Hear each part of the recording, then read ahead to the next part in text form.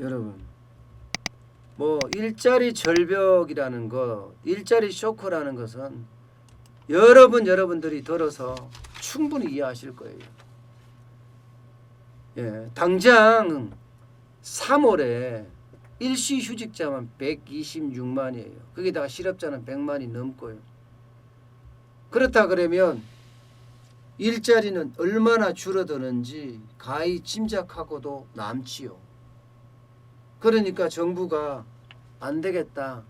예, 특단의 조치를 취해야 되겠다. 어떻게 하든 일자리를 늘려야 되겠다. 지금 문재인 정부가 지금까지 약속했던 게 뭐예요? 일자리 정부라고 자처를 했었잖아요. 일자리 정부라고 자처를 했었으니까 어떻게 하든 일자리를 늘려야 돼. 초기에 뭐라고 했냐면 문재인 대통령은요. 매일매일 일자리가 늘어나는 것을 청와대 상황판을 만들어서 보고하겠다 했어요. 근데 한 번도 한 적 없어요. 한 번 했다. 초기에 했습니다. 초기. 일자리가 그 이후로 최저임금 올렸죠.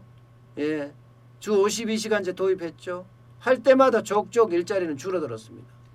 그러니 일자리 정부라고 한 게 무색하죠. 무색하죠. 어쨌든 지금 일자리를 어떻게 하면 늘릴까? 이제 이 고민에 빠진 거 아니에요? 그래서 일자리를 늘리기 위해서 지금까지 조선족 동포들에게 그야말로 웬만하면 방문 취업 비자를 내줬었는데요. 이제는 앞으로 내국인과 일자리가 경합되는 자리에는 취업자 숫자를 줄여나가겠다. 비자 발급을 제한하겠다. 이렇게 선언을 했습니다. 일단 내국인과 일자리가 경합이 일어나는 곳에는 내국인, 그죠? 내국인을 우선으로 하겠다는 거예요. 내국인을 우선으로. 예. 방문 취업 비자를 H2라고 하는데요. 이 방문 비자 허용 업종을 지금까지는 네거티브 방식으로, 포지티브에서 네거티브 방식으로 바꾸겠다. 이런 이야기까지 지금 나오고 있습니다. 예. 이렇게 되면 일자리가 조금은 늘어날 수도 있을 겁니다. 그러면 일자리가 겹치는 부분이 어딘가 보자고요. 겹치는 부분이. 자, 조선족 종포들이 많이 몰리는 곳 이러면 1번이 건설업 일용 근로자들이에요. 그리고 이 건설업에는요. 다양한 업종이 있잖아요. 그 중에서도 뭐 미장이라든가 이게 전문 건설업이라고 하는 뭐 돌 석공이라든가 혹은 목수라든가 이런 쪽도 지금 조선족들이 사실 많이 들어오거든요. 이 분야까지도 지금 다 건설업 뭐 이런 근로자는 당연히 많고요. 또 음식업이 있습니다. 음식업 이런 데도 내국인하고 일자리가 경합이 됩니다.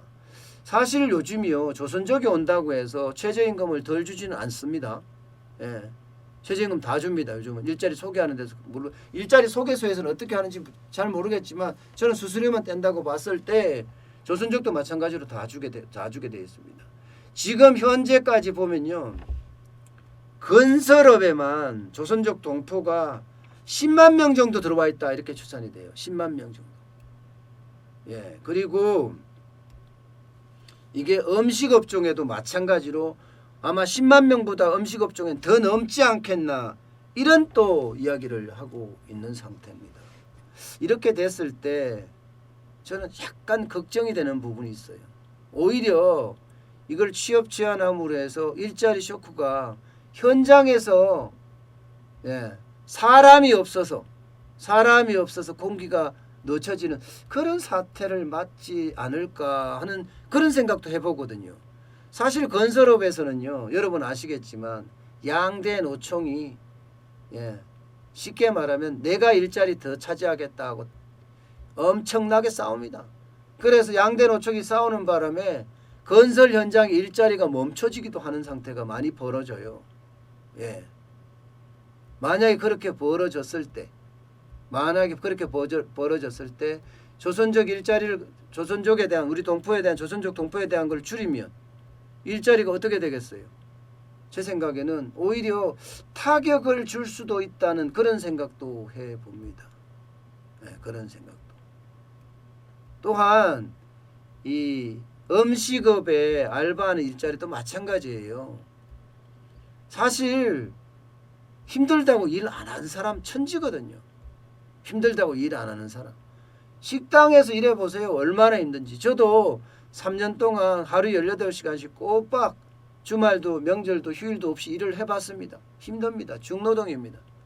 외국인 아니고 내국인들 일하기가 만만치 않아요. 너무 힘들어요. 그러니까 조선족 동포를 쓰는 수도 있거든요. 일단 월급제로 하면 인건비도 싸고요. 월급제로 하면. 시간제로 하면 똑같이 줘야 하지만 월급제로 하면 인건비가 좀 쌉니다.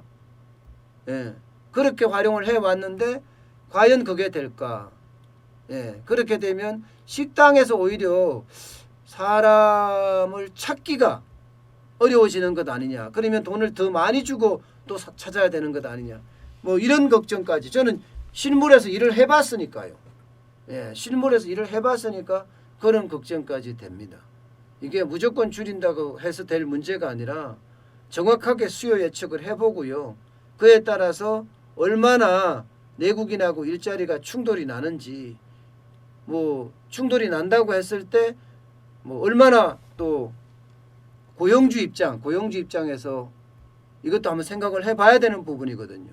단순하게 일자리를 늘린다는 차원에서 접근을 하면 이게 이 비즈니스 생태계, 사업 생태계라는 것은 무너질 수도 있거든요. 시장 경제라는 게 그런 거예요. 예. 시장 경제라는 게 조금 더 싸면 그쪽을 선호하게 돼 있거든요. 근데 조금 더 싼데 선호하려고 했어. 조선족 정보를 쓰려고 했는데 사람이 부족해서 못 써. 그럼 돈을 더 주고 써야 되잖아요. 그럼 비용이 더 증가하거든요. 이거는 뭐 음식업종에도 마찬가지고 건설업종에도 마찬가지. 돈을 더 주고 쓰게 되면 그만큼 기업 입장에서는 비용이 많이 나가. 코로나19 사태와 소득주도의 성장 정책 이게 실패하는 바람에 기업의 비용은 엄청나게 올라갔거든요. 그러면 이것까지 또 비용이 올라갈 수도 있는 그런 생각도 지금 해봐야 합니다. 예. 게다가 이런 이야기가 나왔다는 건 참 저는 좀 웃긴다는 생각이 좀 해요. 이게 지금까지 양대 노총에서 뭐라고 했나 하면 건설 분야의 불법 취업자 등 외국인들이 내국인 일자리를 빼앗고 있다며 정부의 대책 마련을 요구했다. 이런 이야기가 있습니다. 이게 왜 이런 얘기가 나왔을까요?